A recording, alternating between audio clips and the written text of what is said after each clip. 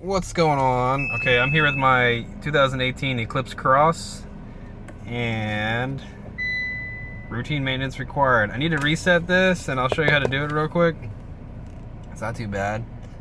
You're gonna want to go through the menu here and put it back on miles and month. Okay, and the car's running right now, and this is the one with the smart key. I'm gonna turn this thing off.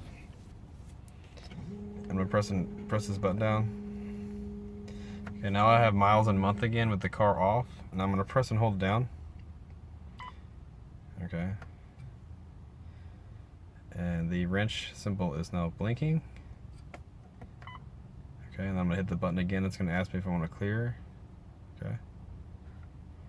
And then now I have 6,600 miles left, or 17 months before it will remind me again that the oil change is due. So if this information was useful to you, do me a favor and leave me a comment, or go ahead and hit that thumbs up button for me. You guys, thanks a lot for watching the video. Goodbye.